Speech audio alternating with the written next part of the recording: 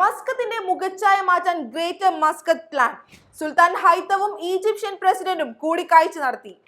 Indian social club Oman മലയാള വിഭാഗം വനിതാ ദിനാഘോഷം 8-ന്. ഒമാനിൽ നിന്നുള്ള പ്രധാന വാർത്തകളുമായി ഗൾഫ് അപ്ഡേറ്റ്സ് ഒമാൻ തുടങ്ങുന്നു. എല്ലാ പ്രേക്ഷകർക്കും സ്വാഗതം. Gulf updates Oman brought to you by Shahi Foods and Spices, powered by Purushottam Kanji Exchange. ഒമാന്റെ തലസ്ഥാന നഗരിയെ ആധുനികവും സുസ്ഥിരവുമായ ആഗോള നഗരമാക്കി മാറ്റുന്നതിനുള്ള ഗ്രേറ്റർ മസ്കത്ത് സ്ട്രക്ചറൽ പ്ലാൻ ഔദ്യോഗികമായി പുറത്തിറക്കി. സുൽത്താൻ ഹൈത്തം ബിൻ താരിഖിന്റെ നിർദ്ദേശപ്രകാരം സീബിലെ സുൽത്താൻ കാബൂസ് സിറ്റിയിൽ നടന്ന ചടങ്ങിൽ മന്ത്രിയും മസ്കത്ത് ഗവർണറുമായ സെയ്ദ് ബിലാറബ് ബിൻ ഹൈത്തം അൽ സയീദ് പദ്ധതി ഉദ്ഘാടനം ചെയ്തു. ഒമാൻ വിഷൻ 2040 ഭാഗമായാണ് പദ്ധതി നടപ്പാക്കുന്നത്. മത്ര മുതൽ ബറക്ക വരെ ഏകദേശം 1360 ചതുരശ്ര കിലോമീറ്റർ പ്രദേശം പദ്ധതിയുടെ പരിധിയിൽ വരും. നഗരത്തിലെ ഗതാഗത കുരുക്ക് ഒഴിവാക്കാൻ മെട്രോ റെയിൽ ശൃംഖലയും സംയോജിത പൊതുഗതാഗത സംവിധാനവും ഉൾപ്പെടുത്തി ഗതാഗത സംവിധാനം നവീകരിക്കും.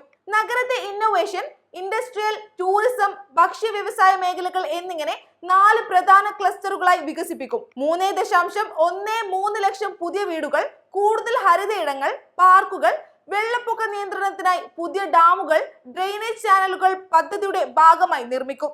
ഗ്രീൻ മസ്കത്ത് എന്ന ലക്ഷ്യത്തോടെ നഗരത്തിന്റെ മുഖച്ഛായ തന്നെ മാറ്റുന്ന പദ്ധതിയായാണ് ഇതിനെ വിലയിരുത്തുന്നത്. ഒമാൻ ഭരണാധികാരി സുൽത്താൻ ഹൈത്തം ബിൻ താരിഖും Egyptian president Abdul Fattah al സീസിയും മസ്കത്തിലെ അൽ ബറക്ക കൊട്ടാരത്തിൽ കൂടിക്കാഴ്ച നടത്തി.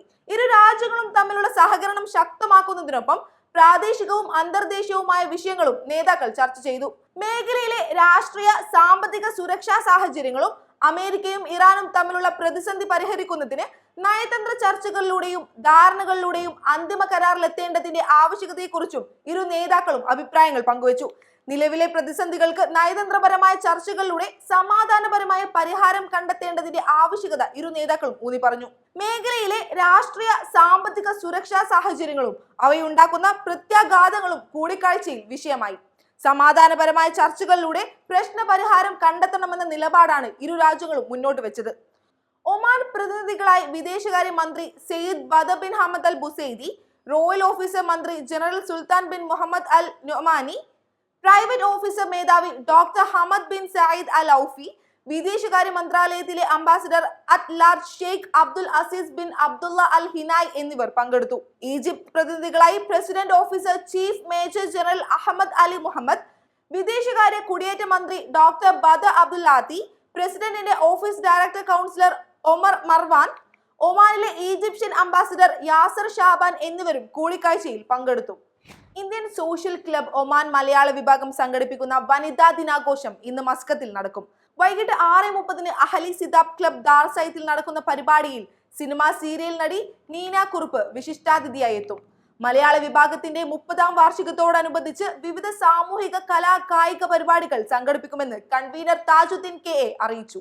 വനിതാ ദിനാഘോഷത്തിന്റെ ഭാഗമായി മലയാള വിഭാഗം വനിതകൾ അവതരിപ്പിക്കുന്ന വൈവിധ്യമാർന്ന കലാപരിപാടികളും അരങ്ങേറും. വാർത്താ സമ്മേളനത്തിൽ നടി നീന കുറുപ്പും പങ്കെടുത്തു.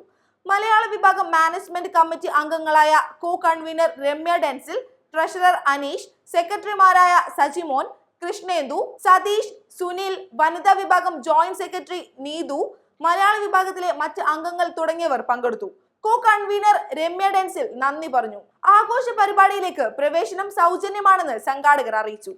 ബറക്ക വിലായത്തിൽ നിർമ്മാണത്തിലിരുന്ന നിരവധി വീടുകളിൽ നിന്ന് ഉപകരണങ്ങളും നിർമ്മാണ സാമഗ്രികളും മോഷ്ടിച്ച് 2 ഏഷ്യൻ സ്വദേശികളെ പോലീസ് പിടികൂടി. പ്രതികൾക്കെതിരെ നിയമ നടപടികൾ പുരോഗമിക്കുകയാണെന്ന് അധികൃതർ അറിയിച്ചു. ഗൾഫ് അപ്ഡേറ്റ്സ് ഒമാൻ പൂർണ്ണമാകുന്നു. പ്രവാസ ലോകത്തെ പുത്തൻ വാർത്തകൾ അറിയാൻ ഗൾഫ് മാധ്യമത്തിന്റെ സോഷ്യൽ മീഡിയ പ്ലാറ്റ്ഫോമുകൾ സന്ദർശിക്കാം. ഗൾഫ് അപ്ഡേറ്റ്സ് നിങ്ങളുടെ വാട്സാപ്പിൽ ലഭിക്കുന്നതിന് നിങ്ങളുടെ പേരും സ്ഥലവും 96201150 എന്ന നമ്പറിലേക്ക് വാട്സാപ്പ് മെസ്സേജ് അയക്കൂ. Gulf updates Oman brought to you by Shahi Foods and Spices, powered by Purushottam Kanji Exchange.